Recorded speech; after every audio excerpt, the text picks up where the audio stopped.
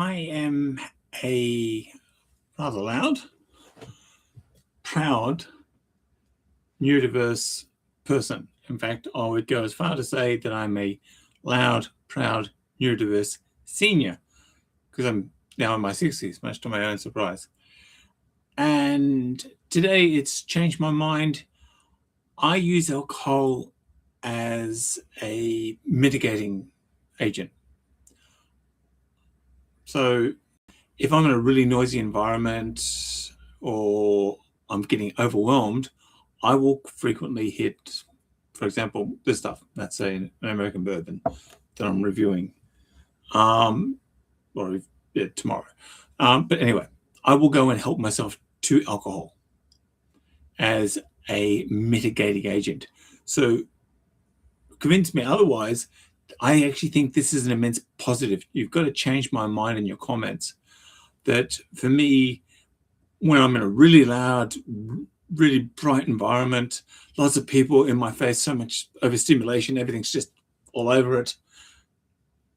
A couple of glasses of red, a couple of shots of spirit in the arse end, and it creates that buffer zone, that 10-second gap that they have on radio, that little buffer where in case something slips in or slips out, I can actually control it. So I will use alcohol as a mechanism to sensory dump.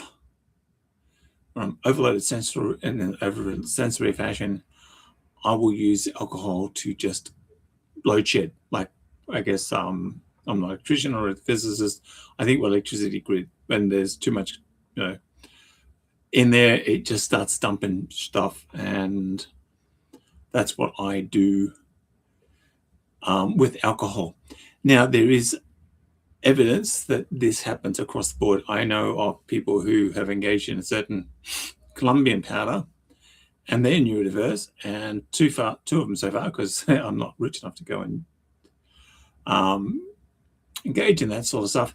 And they say that the Colombian marching powder, far from getting them silly, actually irons them out. In fact, the very first neurodiverse person I met was a girl, and she said she was helping herself to it. Her and friends were helping herself to it in Sydney, and all the friends are getting silly and wandering around clucking and all that stuff. And she's sitting back going, okay, waiting for it to show up, because rather than getting her really perky and really silly, what it was doing is actually calming her down. And last week I bumped into someone and mentioned it, and he said, yeah, he'd tried the Colombian powder and it had, even things out. It hadn't gotten him silly. It hadn't put him in the downer, hadn't put him in an upper. It had just ironed things out, made things nice and clear for him. So in the comments, please change my mind. If you're neurodiverse, jump in and tell me your experience with substances. Alcohol is mine because, well, I can drink like a fish and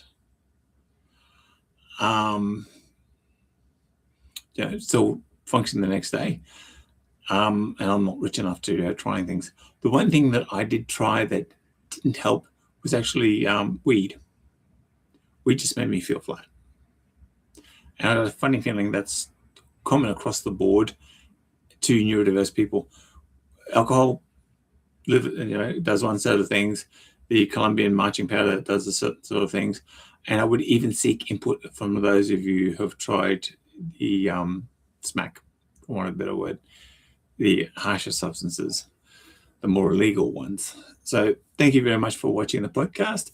Change my mind on Asperger, that alcohol helps mitigate my Asperger's. Thanks for watching. Hit the subscribe button anytime you want to.